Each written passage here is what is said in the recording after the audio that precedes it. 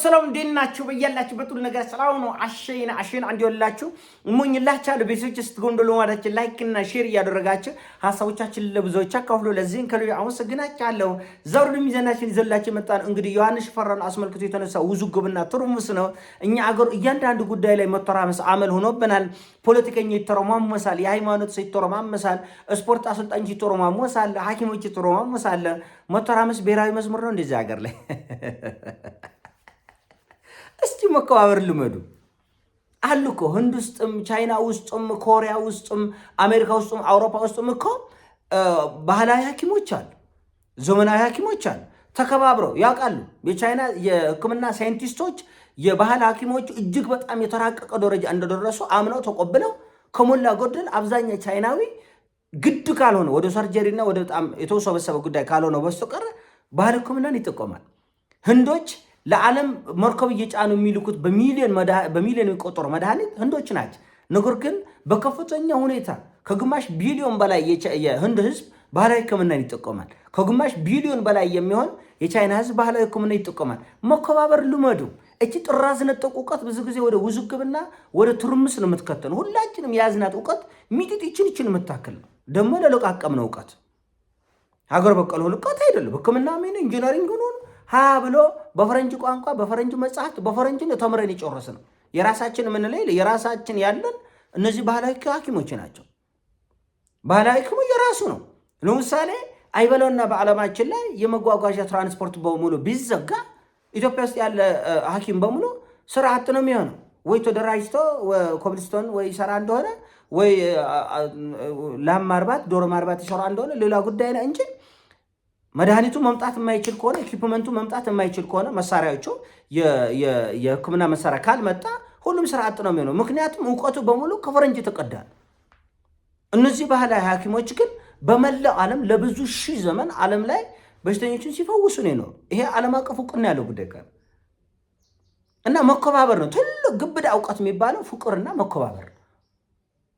እኔ ለዘመናዊ ሐኪሞች ትልቅ ፍቅርና አክብሮት አለኝ። ይሰበረ የምትጠግኑ ናቸው፣ የታመሙ የምትፈውሱ ናቸው። ነገር ግን የባህላዊውን ሕክምና ለማንቋሸሽ የምትችሉበት ግራውንድ ላይ ግን አይዶላቸው። እርምት ይፈልጋል። ባህላዊ ሕክምናው እርምት ይፈልጋል። አንዳንድ መስተካከል ያለበት አለ። ለምሳሌ የኢትዮጵያ ምግብና መድኃኒት ቁጥጥር ባለስልጣን አዲስ አበባ ውስጥ በ2016 ለ86 ነው ብላል። አሁን ጨምረው ወደ 100 የሚሆኑ የባህል ሕክምናዎች ሊኖሩ ይችላሉ። ለነሱ እውቅናና ፍቃድ ሰጥቻለሁ ብሏል። እንግዲህ መድኃኒቱ የራሳቸው ነው። ኢትዮጵያ ውስጥ የራሴ መድኃኒት 3 አምርቻለሁ የሚል ዶክተር ካለ ሱቀልኝ ነው አደባባይ የለም። ሁሉም ህንድን ተማምነው ቻይናን ተማምነው ጀርመንን ስፔንን ተማምነው ነው ሐኪሞች ስራ ላይ የተሰማሩት። መመርመሪያም የሁሉ የፈረንጅ ነው፣ መድኃኒቱ የሁሉ የፈረንጅ ነው። ስለዚህ እነዚህ ግን የራሳቸውን ተማምነው ነው መድኃኒቱን ምርመራውን ፈተሻቸውን የራሳቸውን ተማምነው ነው ወደ ስራ የገቡት። በእርግጥም አድነዋል። ለዮሐንስ ሽፈራው 1000 ምስክሮች 10,000 ምስክር ማቅረብ ይቻላል። ድኛለሁ እሱ ጋር ሄዶ ሳይሆን ራሱ በቲክቶክ እና በቴሌግራም ላይ ይሄ መድኃኒት እጽዋቶች ለዚህ ይጠቅማሉ በማለቱ ብቻ ያን ተቀበለ የተከበረው ብቻ ብዙ ይዳናል። ይቅርታችን ስልኩ ልመልስ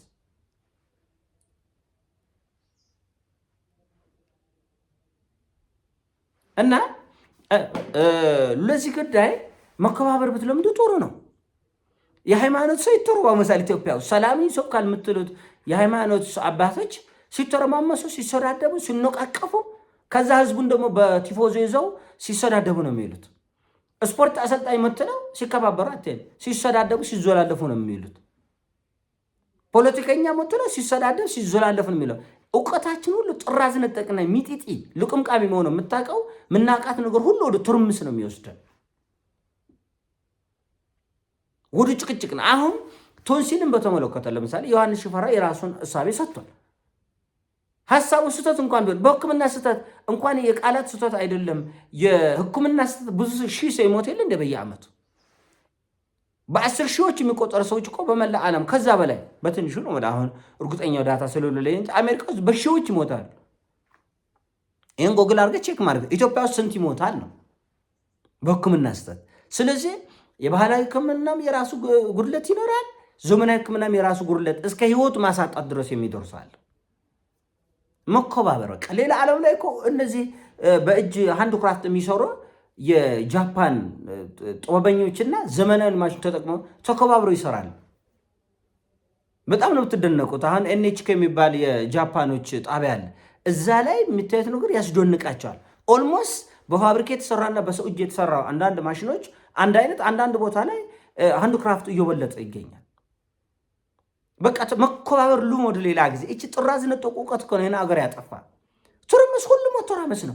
የሃይማኖት ሰው ትርምስ ያስነሳል። እዛ ቲፎዞ ይዛል። እንደገና ሐኪሞች ያ ሁሉ ሐኪም አንድ ሰው ላይ መረባረባቸው ራሱ ምንድነው? የበታችን ስሜት ይሰማችኋል ነው?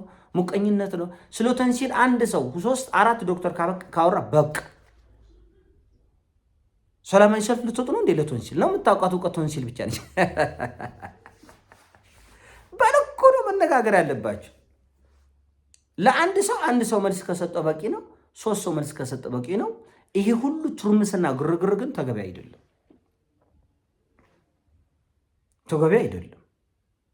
እንዳልኳቸው ሀገር በቀል እውቀት ይበረታታል። አንድ ሰው ለምሳሌ የሆነ ቦታ ላይ ቢገኝ የሆነ በረሃ ላይ ወይ የሆነ ጫካ ላይ አንድ ሐኪምና አንድ ዘመናዊ ሐኪም አንድ ባህላዊ ሐኪም ብታገኝ ቆይ መመርመሪያ ፈልጌ ልምጣ፣ ቆይ መድኃኒት ኬት አመጣልሃለሁ ነው የሚል። አንድ ባህላዊ ሐኪም ግን በሽታውን በራሱ መንገድ አይቶ ፈትሸው ቆይ እስቲ ብሎ አንድ የሆነች ስር ጠቅጠቅ አድርጎ ይሰጥሃል። ተፈጥሮ መልስ አላት። መኖገራችን ላይ ይህን መቀበል አለባቸው። ተፈጥሮ ምን ጊዜ መልስ አላት እና ሐኪም አበበች ስለሳ እኔ ምንም ማለት አልችልም። ይሄ ትውልድ ሊረዳ አይችልም። እሷን ራሱ ገና የሚመረምር ትውልድ ያስፈልገናል። እነሱ የሌላ ፕላኔት ሰው ናቸው። እውነቴን ነው የምላቸው። ኢትዮጵያውያን ዶክተሮች አይደለም ዓለም አቀፍ ዶክተሮች እንኳን የእሷ ጉዳይ አልሰማቸው እንደ ዜግነት መዓት ሀገር እየመጣ ነው።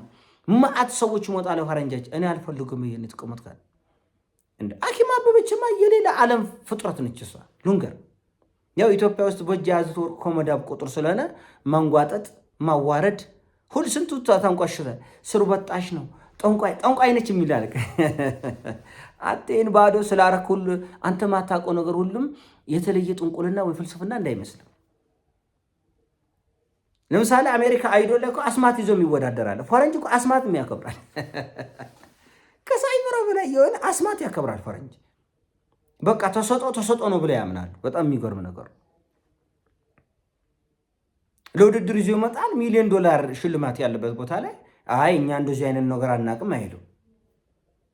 ይዞ ይመጣል እና እኛ ሀገር ግን እውቀት፣ ጥልቅ እውቀት አሁን የና ሐኪም አበበች አስትሮኖሚውን ከስነ እጽዋት ከታሪክ የነሱ እውቀት ከትለየ እኔ ጌታ ላይብረሪ ናቸው። ግዙፍ ላይብረሪ ግዙፍ ምድሪቷ ላይ ያለው ግዙፍ ላይብረሪ።